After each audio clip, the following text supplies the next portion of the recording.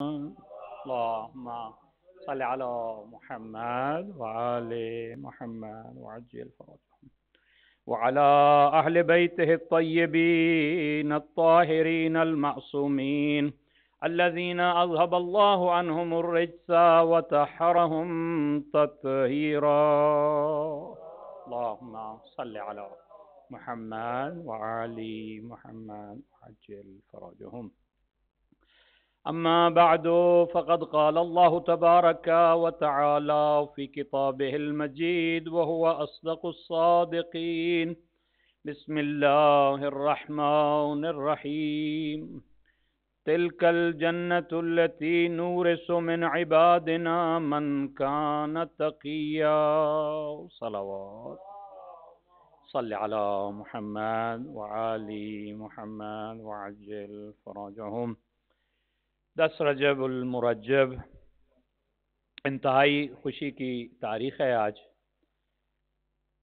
امام ضامن امام سامن علی ابن موسیٰ الرضا علیہ السلام کے گھر میں اللہ نے کوثر کا مصداق بیٹا محمد تقی عطا کیا ہے. صلی اللہ علیہ وسلم. یقیناً سادات رضوی اور سادات تقوی کی جد اعلیٰ کی آمد ہے، تو مبارک کے سب سے زیادہ مستحق 8ویں امام، ان کی خدمت میں مبارکباد دیتے ہیں، اور پھر جمیع جو آئمہ ہیں رسول خدا کو، اور بالخصوص اپنے زمانے کے امام کے سامنے بھی ہدیہ تبریک پیش کرتے ہیں، اور آپ سب مومنین کو بھی آج کی جو تاریخ ہے یہ مبارک ہو. ما صلی علی محمد محمد وعجل فرجهم. قبل اس کے کہ میں اس امام کی سیرت بیان کروں، آپ سے ملتمس ہوں کہ ہمارے ہی کمیونٹی کے افراد کے دو عزیزوں کا انتقال ہوا ہے، ان کے اصال ثواب کے لیے اور آج کی اس تاریخ سے، اس برکت سے ان کی خدا مغفرت فرمائے. پہلی جو فوت کی ہوئی ہے وہ بھی آج سید کبیر شاہ صاحب جو ہیں، ان کی مدر ان لا کا انتقال ہوا ہے پاکستان میں. اس مرحومہ کی بلندی درجات کے لیے، اور دوسرے وہ بھی ہماری کمیونٹی میں سید عامر جو ہیں، ان کی جو ہے ممانی وہ فوت ہوئی ہیں پاکستان میں. تو ان دونوں مرحومین کے اصال ثواب کے لیے ایک مرتبہ سورہ فاتحہ، 3 مرتبہ سورہ اخلاص تلاوت فرما دیں. بسم اللہ الرحمن الرحیم. الحمد للہ رب العالمین الرحمن الرحیم مالک یوم الدین ایاک نعبد و ایاک نستعین اهدنا صراط الذین انعمت علیہم غیر المغضوب علیہم ولا الضالین. قل هو الله احد الله الصمد ولم يولد ولم يكن له كفوا احد. قل هو الله احد الله الصمد لم يلد ولم يكن له كفوا احد. قل هو الله احد الله الصمد لم يلد ولم يولد ولم يكن له كفوا احد. اللهم بالثواب سورة الفاتحة وسورة الإخلاص إلى مرحومين، إلى جميع المرحومين والمرحومات، المسلمين والمسلمات، المؤمنين والمؤمنات، بحق محمد وآله الأطهار. صلوات صلی علی محمد وآل محمد وعجل فرجهم. تمہید کے طور پہ، اور پھر انشاءاللہ مفصل حالات زندگی امام کے ہوں گے. امامت عہدہ جو ہے یہ جیسے نبوت کا عہدہ اللہ نے انتخاب کیا ہے، اسی طرح امامت کا عہدہ بھی اللہ ہی نے انتخاب کیا ہے. یہ اپنی اپنی قسمت ہے کہ کس کے نصیب میں یہ ایمان آیا ہے امامت کا. در حقیقت یہ دنیا اللہ نے بنائی اس لیے کہ اللہ آزمائے. وَلَنَبْلُوَنَّكُمْ کبھی کہا لِنَبْتَلِی ہے، ابتلا کروں گا. کبھی کہا کہ میں مختلف طریقے سے آزماؤں گا. مختلف طریقوں سے اللہ نے آزمایا. یہ جو کہتے ہیں جی واضح طور پہ قرآن میں نام کیوں نہیں آ گئے، یہ نہیں ہو گیا، وہ نہیں، تو پھر آزمائش نہ ہوتی. در حقیقت دنیا ہے ہی آزمائش کا نام. خوش نصیب ہیں وہ لوگ جو رسالت کے بعد در امامت جنہوں نے دیکھ لیا، کیونکہ رسالت کا صحیح فیض وہی پا سکتا ہے جو در امامت پہ آیا ہے. یعنی رسالت کا باب بند ہو گیا ہے. اب فیض الہی جس کو پہنچے گا وہ ذریعہ اللہ نے جو رکھا ہے اسے کا نام امامت ہے. وہاں سے جو یہاں آئے گا اور یہاں سے جو وہاں جائے گا یہ واسطے ہیں. امامت کو قرار دیا ہے قیامت تک. محمد وعلی کہنا یہ چاہتا ہوں کہ محرومی دیکھیے ان لوگوں کی جو امامت سے محروم ہیں. ان کے لیے دروازے وہاں کے بند ہو چکے ہیں. انہوں نے خود بند کر دیے ہیں ہدایت کے رستے اپنے اوپر. کوئی نہیں ہے کہ انہیں ہدایت کرے. اس لیے جو حقیقی ہدایت کا رستہ تھا، جو حبل اللہ المتین تھا، جو عروۃ الوثقی تھا، جو اللہ کی سبیل ہے، اس سے وہ دور ہو چکے ہیں. اور خوش قسمت ہیں وہ لوگ جنہوں نے رسالت کے بعد امامت کے جادے پہ وہ آ گئے. مگر ایسا نہیں ہوا کہ جنہوں نے علی کو امام مان لیا اب وہ آخر تک وہ نجات پا گئے. نہیں، آزمائشیں ہوئی ہیں. کبھی بھی کوئی یہ نہ سمجھ لے کہ میں نے 12 اماموں کو بس مان لیا ہے اب میں گمراہ نہیں ہو سکتا، تو وہ غلط فہمی میں ہے. کیونکہ دنیا آزمائش ہے، فتنے ہوں گے، اس فتنوں میں آزمایا جائے گا کون حق پہ رہتا ہے، کون باطل کے ساتھ چلا جاتا ہے. ہر امام کے دور میں ایسا ہوا کہ خود سادات میں سے بھی ایسے تھے جو اماموں کے خلاف ہو گئے. اماموں کی اولاد میں سے امام زادے ایسے بھی تھے جو اماموں کے خلاف ہو رہے ہیں. دنیا کی چمک میں دنیا ایسی چیز ہے کہ انسان سمجھتا ہوا جانتا ہوا بھی امامت کا انکار کر دیتا ہے، رسالت کا انکار کر، اس سے بڑھ کے انسان خدا کا انکار کر دیتا ہے. دنیا کی آزمائش. مقدمہ اگر تمہید ذہن میں بیٹھ گئی تو آپ کو لطف آئے گا امام تقی کی حالات سننے اور سمجھنے کے. ویسے بھی ان اماموں کا تذکرہ کم کیا جاتا ہے اور یہ اس لیے بھی مظلوم ہے اس امام کے فقط 25 برس اس دنیا میں زندہ رہے. 25 برس جوانی کی ایج ہے. 2 امام ایسے ہیں جو انڈر 30 کی ان کی ایج ہے. ایک امام محمد جواد تقی علیہ السلام اور امام حسن عسکری علیہ السلام 28 برس. یعنی آپ ذرا ایجیں بھی دیکھ لیجئے. دنیا نے علامہ شاہ نصیر جوادی کا یہ جملہ ہے، خدا انہیں غریق رحمت فرمائے، کہ باقی آئمہ نے جو 50 سال کے بعد یا 63 برس کے بعد مقابل میں اپوزیشن اس نتیجے پہ پہنچی کہ اب کوئی اور حربہ کام نہیں کرتا، انہیں شہید کر دیا جائے. وہ امام تقی نے 25 سال میں وہ کارنامے انجام دے دیے کہ اب بادشاہ نے کہا کہ انہیں شہید کر دیا جائے. سب سے کم عمر ہے اماموں میں، معصوموں میں نہیں. معصوموں میں اگر دیکھا جائے تو پھر سیدہ کی سب سے کم عمر ہے. ذرا آپ ایجوں کا بھی تقابل کیجئے. رسول اللہ صلی اللہ علیہ وآلہ وسلم، اللہم صلی علی محمد وعلی محمد، اور امیر المومنین 63 برس، اور اس کے بعد امام حسن 47 برس. اس کے بعد اگر آ جائے امام حسین علیہ السلام 57 برس. پھر اور آگے چلے جائیں امام زین العابدین علیہ السلام، یعنی 55 57 63. سب سے زیادہ جو طولانی یعنی امام زمانہ کی ایک معجزانہ زندگی ہے. اس کے علاوہ اگر 11 اماموں میں دیکھی جائے تو چھٹے امام کی زندگی ہے 65. باقی سارے ائمہ کی 50s کے ہی درمیان میں ان کی شہادت ہے. مگر اس امام یہ پہلے امام ایسے ہیں سلسلے کے اندر کہ 25 برس ظاہری زندگی ملی ہے، مگر کیا کردار، یعنی 25 برس میں بھی ہدایت کا وہ کردار انجام دیا ہے جو اماموں نے 50 برس میں خدمات انجام دی. لیکن میں ابھی تمہید کی طرف واپس جانا چاہتا ہوں، ابھی حالات کی طرف نہیں آنا چاہتا. تو کیا ہوا، آزمایا کیسا گیا؟ امام زین العابدین علیہ السلام، امام حسن کے دور میں آزمائش ہوئی ہے. کتنے ایسے لوگ تھے جو شیعہ کہلاتے تھے مگر مال اور زر میں بک گئے. بڑے بڑے صحابی، بڑے بڑے نام ہیں، امیر شام کی تھیلیاں لے کے بک گئے. امام حسن بڑے مظلوم امام ہیں، یعنی اپنے چاہنے والے کس انداز میں آ کے سلام کرتے تھے میں بیان نہیں کر سکتا. جو دعویٰ کرتے تھے کہ ہم علی والے ہیں مگر دنیا کے لیے بک گئے. آزمائش ہوئی. اور آگے چلیے امام حسین کے ساتھ 72 نکلے. اور آگے چلیے امام زین العابدین علیہ السلام کے دور کے بعد ان کا ایک اور بیٹا ہے زید، ان کا آگے بیٹا یحییٰ، جو آج زیدیہ کہلاتے ہیں، جو یمن کے اندر موجود ہیں، یہ علی کو پہلا امام مانتے ہیں، حسنین کو امام مانتے ہیں، امام زین العابدین کو امام مانتے ہیں، مگر امام محمد باقر کو امام نہیں مانتے۔ اور فقہ بھی جو لی ابو حنیفہ سے لی ہے، امام صادق سے فقہ نہیں لی انہوں نے۔ پورے جو مسائل ہیں، شریعت مسائل ہیں، وہ سارے سنیوں والے ہیں ان کے پاس، مگر ایک فرقہ علیحدہ ہو گیا، اس کے پیچھے بھی دنیا۔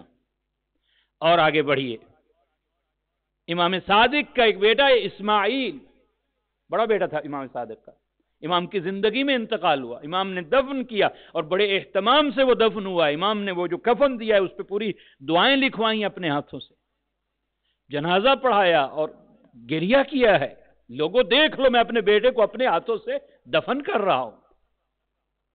امام کی وفات کے بعد، امام کی شہادت کے بعد بہت سارے ایسے لوگ تھے جو امام موسیٰ کاظم کو امام نہیں مان رہے تھے، اس کے پیچھے بھی دنیا تھی، کیونکہ بادشاہ نے وقت جو اس زمانے میں تھے انہوں نے چاہا کہ کس طریقے سے ان میں ایسا فتنہ ڈال دیا جائے کہ ان کو توڑ دیا جائے۔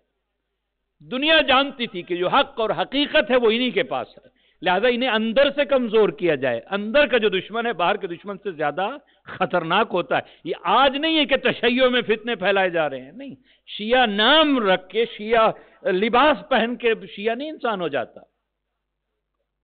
خود امام کے بیٹے کی اولاد تھے، اسماعیل کی اولاد تھے آگے جو امام کہلائے، اسماعیل کا بیٹا محمد، پھر اس کے آگے یہ جو شیش امامیہ کہلاتے ہیں، چھ امام والے، اپنے آپ کو وہ شیش امامی نہیں کہتے، ہم انہیں شیش امامی کہتے ہیں، کہ وہ 12 کو نہیں مانتے، 6 کو مانتے، بہرے بھی انہی میں سے، اور پھر تقسیم در تقسیم ان میں ہوتی گئی۔ اس کے بعد ایک فتنہ پیدا ہوا، امام رضا کے دور میں ایک فتنہ پیدا ہوا عجیب۔ امام موسیٰ کاظم علیہ السلام زندانوں میں اور نظر بندی میں ساری زندگی گزر گئی امام کی، مگر انہوں نے کیسے امامت کا انتظام رکھا تھا؟ اپنے نائبین کے ذریعے سے۔ ہر علاقے میں اب ایک ایک نائب رکھا ہوا تھا کہ کسی نے مجھ سے رابطہ کرنا ہے تو وہ اس بندے سے رابطہ کرے، کسی نے مجھ تک خمس دینا ہے، مال زکوٰۃ، تو اس بندے کو دے۔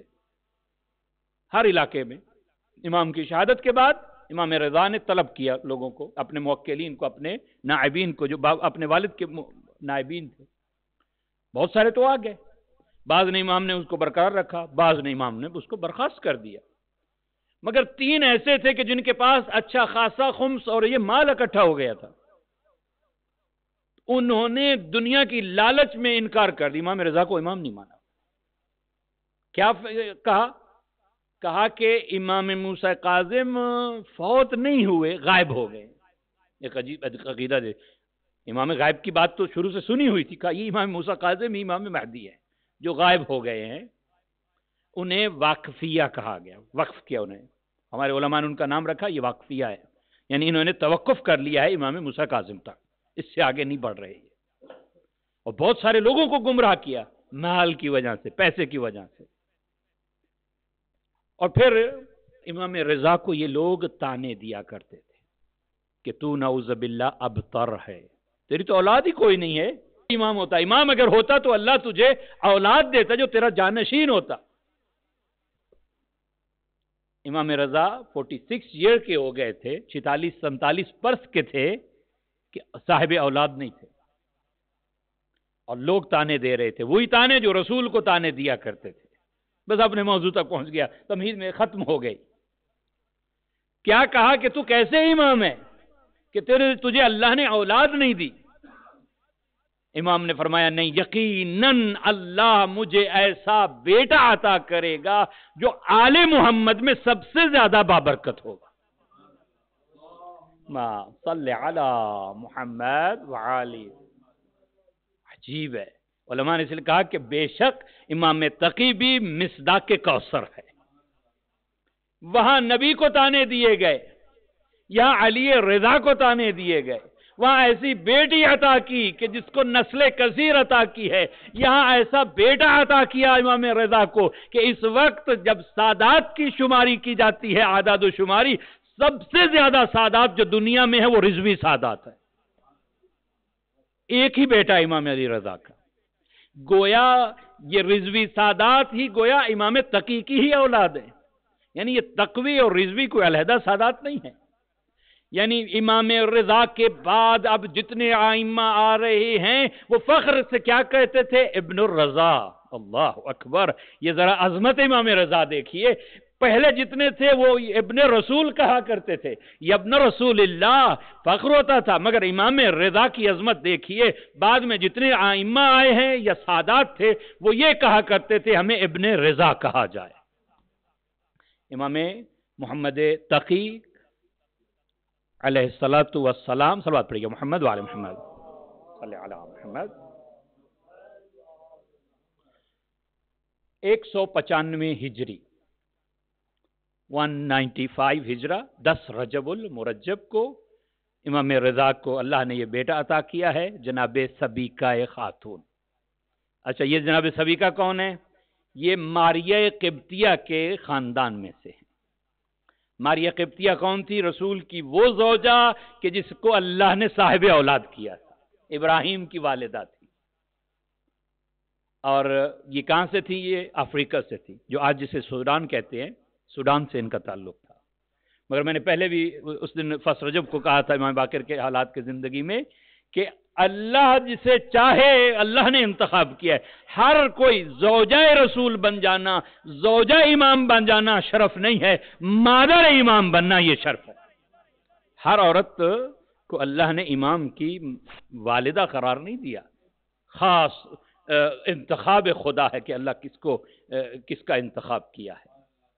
اور یہاں پہ اب نوبت یہ آ رہی تھی کہ لوگوں نے پوچھا کہ بتائیے آپ کے بعد امام کون ہوگا؟ امام رضا سے پوچھا گیا، امام نے فرمایا میرا یہ بیٹا محمد جواد تقی میرے بعد آپ کا رہبر و رہنما ہوگا۔ لوگ حیران ہو گئے، 3 سال کے تھے اس وقت۔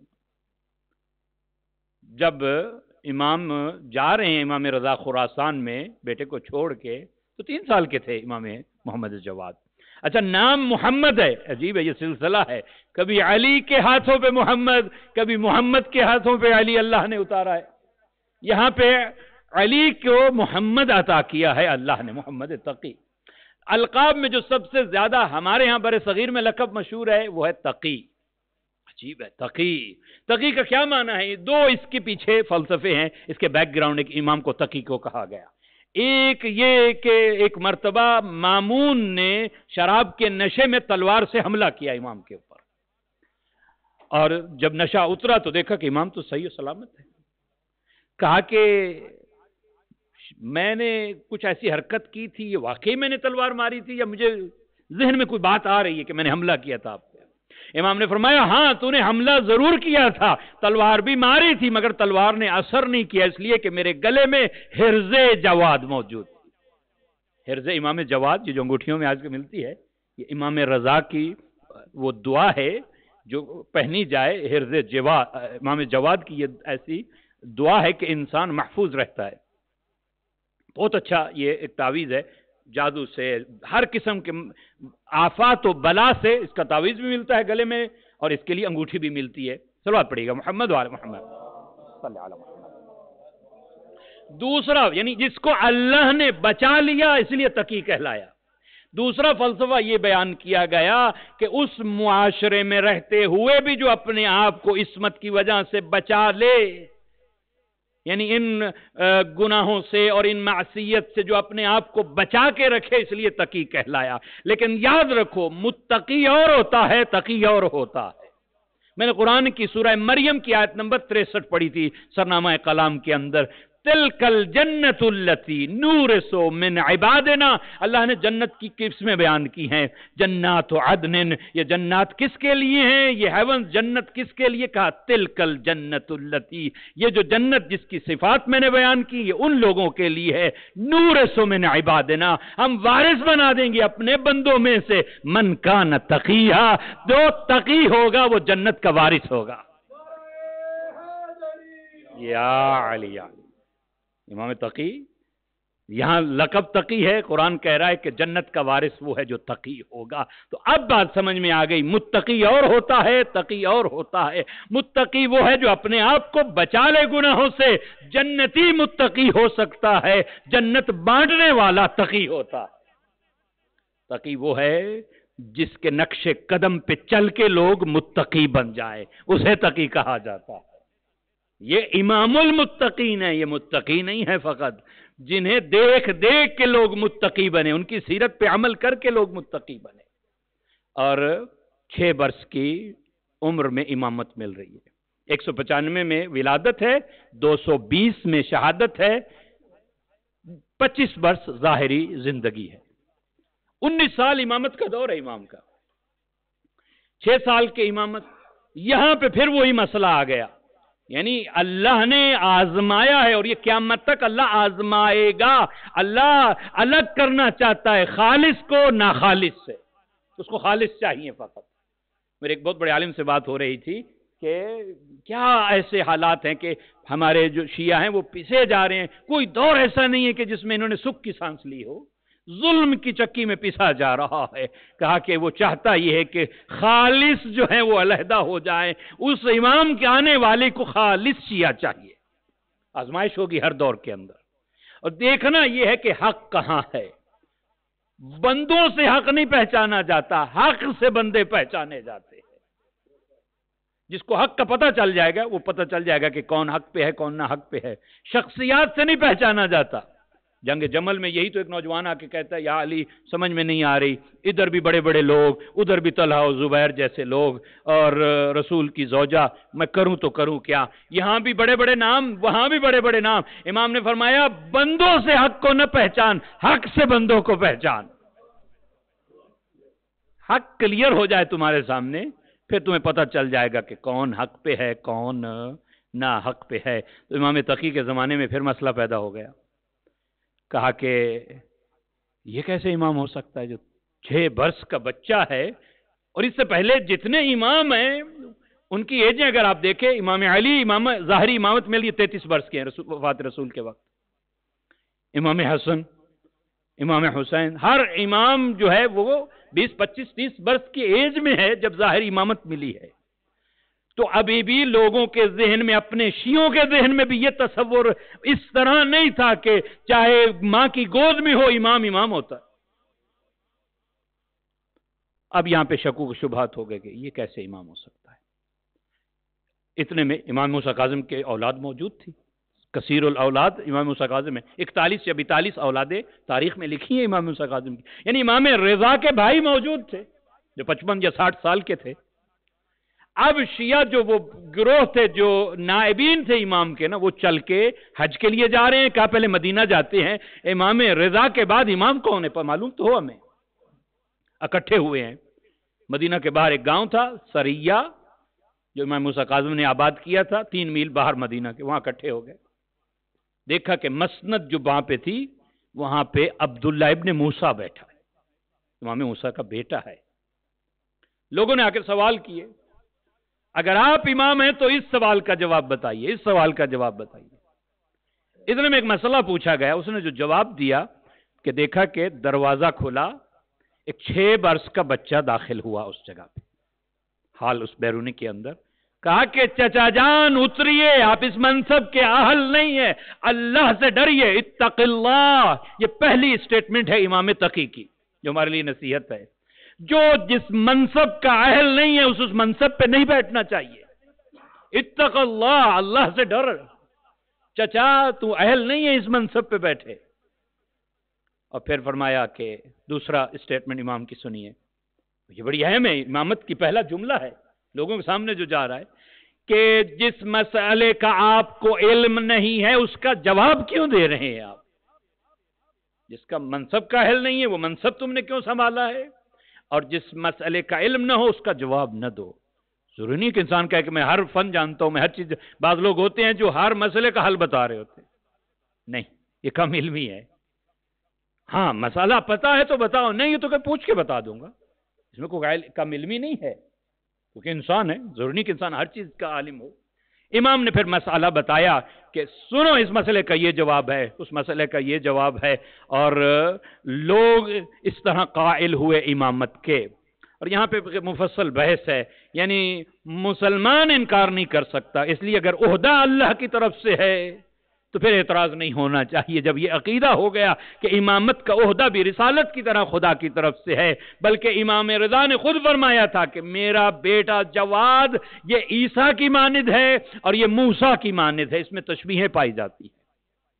عیسیٰ 3 دن کا تھا نا، مریم کے ہاتھ میں ہے، مریم آئی، مریم پریشان ہے کہ اب یہ یہودی کہیں گے کہ یہ کیا ہو گیا، کیا جواب دے۔ اللہ نے کہا کہ تو چپ کا روزہ رکھ لے، تو جواب ہی نہ دے، میں جواب خود دوں گا۔ انہوں نے کیا کہا کہ تو یہ کوئی نیا کام کر کے آئی ہے، تیرا باپ دادا تو ایسے نہیں تھے، تو نے یہ کیا کام کر دیا ہے مریم؟ اشارہ کیا مریم نے، عیسیٰ 3 دن کا ہے اور پکار کے کہہ رہا ہے انی عبداللہ وَعَطَانِيَ الْكِتَابَ وَجَعَلَنِي نَبِيًّا، میں اللہ کا بندہ ہوں۔ عجیب تعارف ہے، سب سے بہترین ٹائٹل جو اللہ کو پسند ہے نا، عبداللہ۔ عیسیٰ یہی آتے یہی کہہ رہے ہیں، بعد میں کہا ہے کہ میں نبی ہوں، پہلے کہا انی عبداللہ، پہلے عبدیت کا اظہار کیا ہے۔ اور یہاں 3 دن کا عیسیٰ کہہ رہا ہے میں نبی ہوں۔ داؤد کے بارے میں، سلیمان کے بارے میں یہی کہ 11 برس کے تھے سلیمان جانشین بنے تھے داؤد کے، چاہیے تاریخ جا کے پڑھیے۔ یحییٰ کے بارے میں یہی ہے کہ ہم نے اسے حکمت عطا کی، کانا صبیہ، وہ بچہ تھا۔ 3 نبیوں کا ذکر قرآن میں موجود ہے کہ بچپنے میں نبوت ملی۔ یہاں 3 امام ایسے ہیں جنہیں بچپنے میں امامت ملی۔ امام جواد 6 برس کے ہیں، امام علی نقی 8 برس کے ہیں، امام زمانہ 5 برس کے ہیں جب انہیں امامت ملی ہے۔ صلوات پڑھیے گا محمد وعلی صلی علی محمد۔ اب 8 برس کے جب ہوئے تو مامون نے طلب کر لیا۔ مامون پہلے خراسان میں تھا، بھائی کو قتل کیا امین کو، آ گیا مدینہ میں۔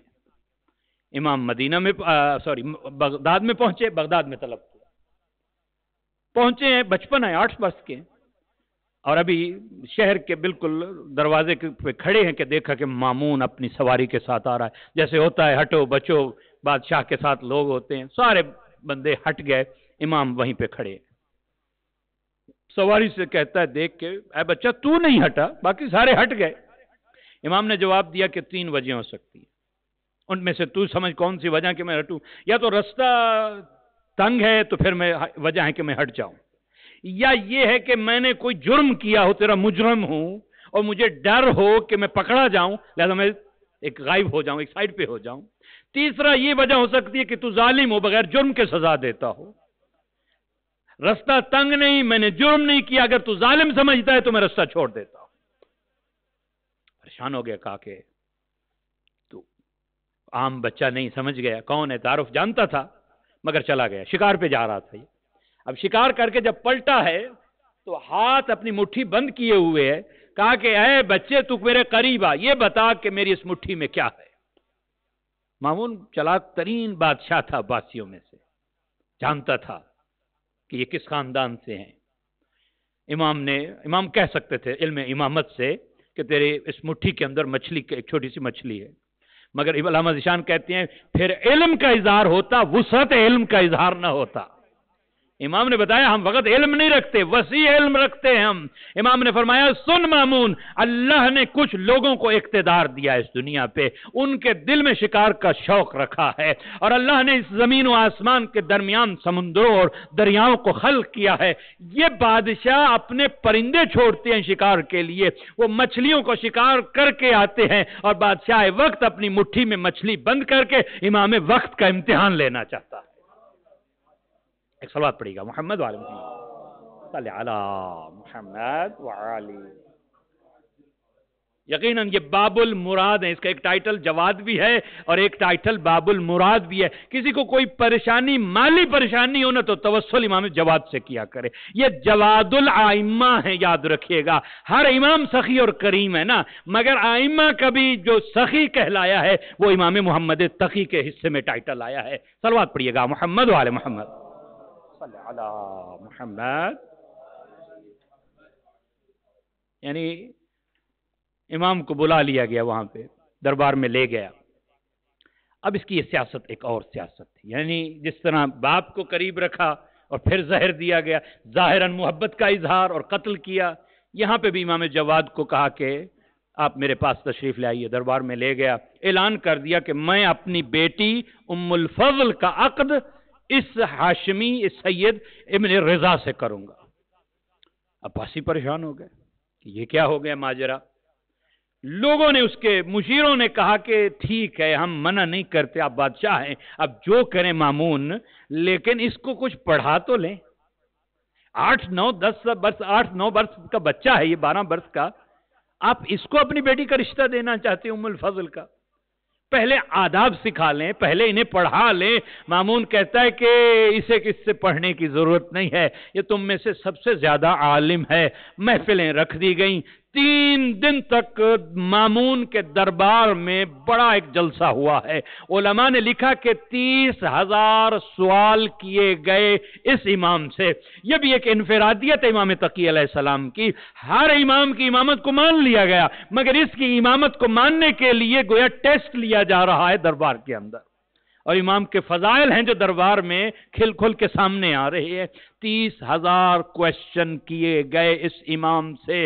اور اس کے بعد روایت میں ملتا ہے بعض لوگ سوال کرنا چاہتے تھے, سوال بھول گئے. امام نے سوال بھی بتایا, جواب بھی بتایا. تو یہ سوال پوچھنا چاہتا تھا نا. سب سے بڑا قاضی, وقت نہیں ہے کہ میں اب ڈیٹیل میں جاؤں, قاضی القضات, چیف جسٹس مملکت اسلامیہ کا قاضی کا نام کیا تھا؟ یحییٰ بن اقسم, 90 برس کا بوڑھا. اور اپنے مانا ہوا عالم, انہوں نے اس کو آگے کیا کہ بھئی یہ سوال کرے گا بچے سے. پہلے تو کہتا ہے بادشاہ مامون اجازت دیجئے میں بچے سے سوال کروں. مامون کہتا ہے تمہیں آداب کا پتہ نہیں ہے, سوال بچے سے کرنا چاہتا ہے, اجازت مجھ سے لیتا ہے. تو اپنے پاس بٹھایا مامون نے اپنے سائیڈ پہ, کہا کہ میں سوال کروں آپ سے. اور یہ مجا ہوا عالم تھا. کہا کہ ہو سکتا ہے کہ بے شک 8 برس کا ہے, لیکن گھر میں نماز پڑھی جاتی, نماز کے مسائل سے جانتا ہوگا, روزے کے مسائل سے واقف ہوگا. اس نے چیپٹر کون سا فقہ کا چوز کیا؟ چیپٹر. بچہ اس نے تو حج نہیں کی. اور پھر حج میں بھی سب سے جو ڈیفیکلٹ چیپٹر ہے وہ کفارات کا ہے. کفارہ, پنلٹیز کہہ لیں آپ, یہ سب سے ڈیفیکلٹ چیپٹر ہے. اس میں ہر چیز کا ڈیفرنٹ کفارہ ہے اور ڈیفرنٹ اس کی کنڈیشنز ہیں. کیونکہ کچھ چیپٹر ایسے ہیں فقہ کے اندر جو بہت ہی مشکل ہیں. جب تک پریکٹیکل آپ اس کو نہ کریں, حج کا بھی یہی ہے, آپ اس کی تھیوری مسائل پڑھ لیں, مگر پریکٹیکل جب وہاں جائیں گے تو آپ کو بالکل ڈیفرنٹ معلوم ہوگا. جب تک آپ نے پریکٹیکل حج نہیں کیا, حج کو آپ سمجھ نہیں سکتے. وراثت کے مسائل ہیں, بہت آسان نہیں ہے وراثت کے مسائل. اسی طرح اور کچھ مسائل ہیں جو آسان چیپٹرز نہیں ہے. اس میں سے اس نے چوز کیا حج کا چیپٹر. حج میں بھی کفارات کا چیپٹر. کہا اے بچے یہ بتاؤ کہ اگر کوئی شخص حالت احرام میں شکار کر لے تو اس کا کفارہ کیا ہوگا؟ اچھا یہاں ایک بات روک کے عرض کر دوں.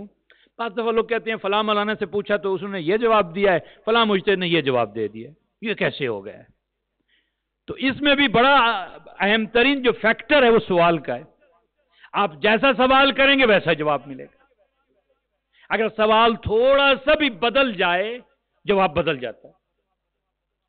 یعنی سوال کرنا یہ بھی ایک فن ہے. بعض لوگوں کے ہمارے استاد کا بعض لوگوں کے سوال جو ہیں اس بات کے دلیل ہوتے ہیں کہ بندہ جاہل ہے, اس کو کچھ بھی نہیں پتا. سوال یعنی نکلنا اس معلوم ہے کہ اس کو بالکل کچھ سوال علیحدہ چیپٹر میں اس میں نہیں جانا چاہتا. سوال اس لیے کرنا چاہیے کہ اگر بندہ نہیں جانتا, اپنے اس نہ جاننے کو ختم کرنے کے لیے, جہالت ختم کرنے کے لیے سمجھنا چاہتا ہے, یعنی سمجھنے کے لیے سوال کرنا یہ انسان کو فائدہ دیتا ہے. بعض لوگ سوال کرتے ہیں ایسے سوال جو ان کی زندگی سے مربوط ہی نہیں ہے. مثلا جی حضرت موسیٰ کی ماں کا نام کیا تھا جی؟ کچھ لوگوں نے کچھ سوال رکھے ہوتے ہیں کہ یہ فقط آزمانے کے لیے کسی کو. حضرت آدم نے حج کی تھی تو ان کا سر کس نے مونڈا تھا جی؟ یہ بتائیے. ایسے سوال کیے جاتے ہیں معاشرے کے اندر جس کا تمہاری زندگی سے کوئی تعلق نہیں ہے. یا سوال اس لیے کیا جائے جانتا ہے جواب خود کیا ہے کہ یہ جانتا ہے یا نہیں اس لیے پوچھا جائے نہیں. یہاں پہ بھی اس نے سوال کیا کہ یہ بتائیے کہ احرام کی حالت میں اگر شکار کر لے حاجی, تو حاجی نہیں, احرام کی حالت میں جو شکار ہو جائے تو اس کا کفارہ کیا ہوگا؟ امام نے فرمایا کہ تو قاضی القضات ہے، تجھے تو سوال کرنے کا طریقہ نہیں آتا۔ عجیب، کہا کہ تیرا کیا مطلب ہے بچے؟ کہا کہ یہ جو تو نے سوال کیا یہ سوال محمل ہے۔ محمل کا مطلب یہ ہے کہ جس کے کئی پہلو نکلتے ہوں۔ کہا کہ یہ تو نے ایک سوال نہیں کیا، گویا 22 کویسچن کیے تو نے۔ تیرے اس ایک کویسچن سے 22 کویسچن نکلتے ہیں، تو کون سا پوچھنا چاہتا ہے کویسچن؟ اب تو اس کے بھی فرشتوں کو بھی علم نہیں تھا کہ اس کے بھی 22 پہلو نکل سکتے ہیں۔ کہا آپ ہی بتا دیجئے کہ کیسے 22؟ امام نے فرمایا سن، اگر ہر جہت بھی بتاتا ہوں اس کا جواب بھی بتاتا ہوں۔ امام نے فرمایا جو تو نے سوال کیا وہ محمل اس لیے ہے، تجھے بتانا چاہیے کہ وہ جو شکار کرنے والا ہے وہ اس نے کون سا احرام پہنا ہوا ہے۔ حج کا احرام ہے تو اس کا کفارہ اور ہے، عمرے کا احرام ہے تو اس کا کفارہ اور ہے۔ یہ جو شکار ہوا ہے یہ چرند ہے یا پرند ہے، دونوں کا کفارہ اور ہے۔ یہ جو شکار کرنے والا ہے یہ مرد ہے یا عورت ہے، ان دونوں کا کفارہ الگ ہے۔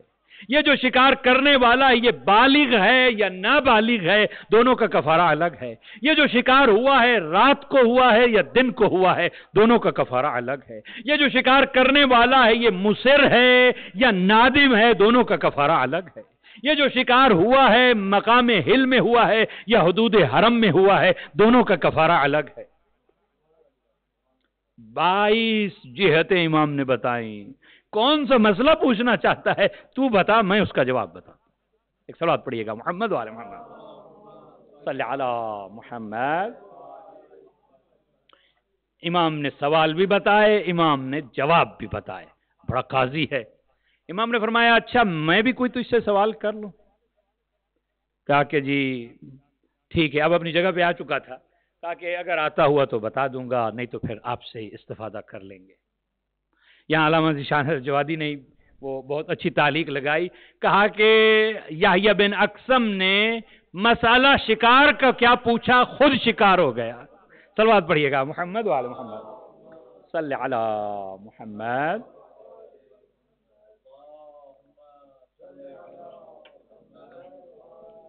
معجل فرجہم۔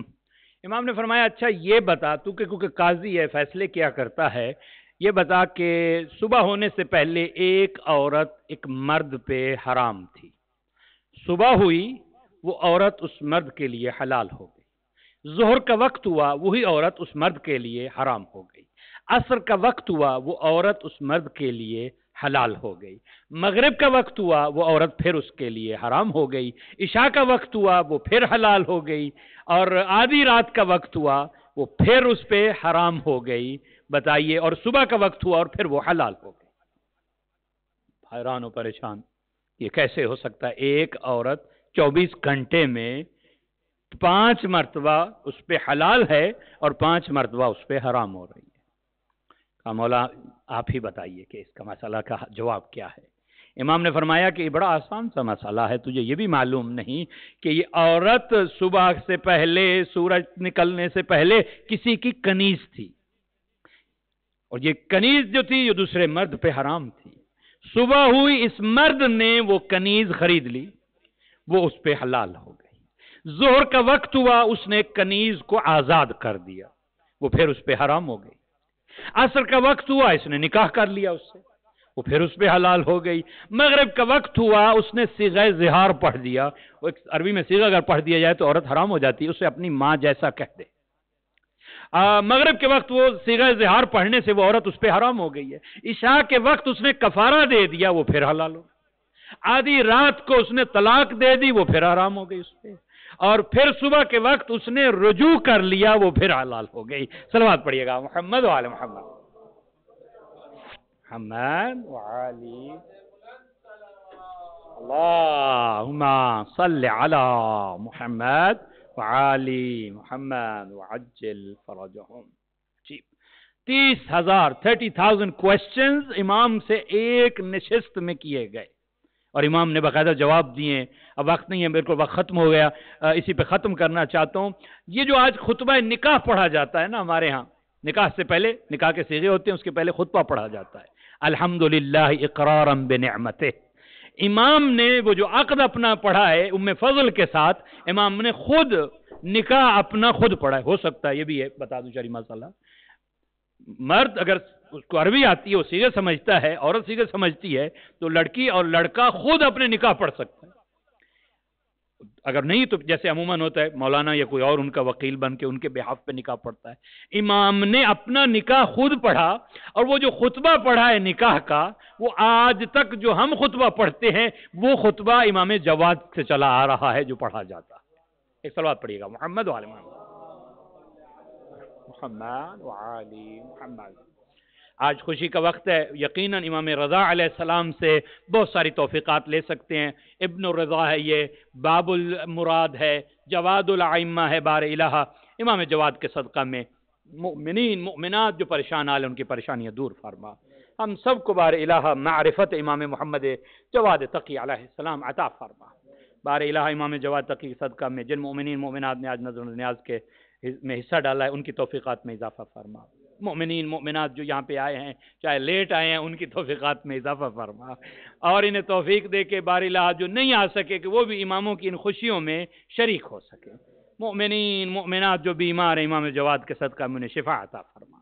ہمارے مرحومین کو امام جواد کی شفاعت نصیب فرما. بار الہ مؤمنین مؤمنات جو زیارات اور حج کا ارادہ رکھتے ہیں بار الہ ان کے لیے غیب سے مدد فرما کہ ان گناہگار آنکھوں کو زیارت روضہ مقدس کاظمین نصیب فرما. بار الہ امام زمانہ کا جلد ظہور فرما. بار الہ ہمارا شمار مولا کے خدام میں، مولا کے محبین میں فرما برحمتک یا ارحم الراحمین.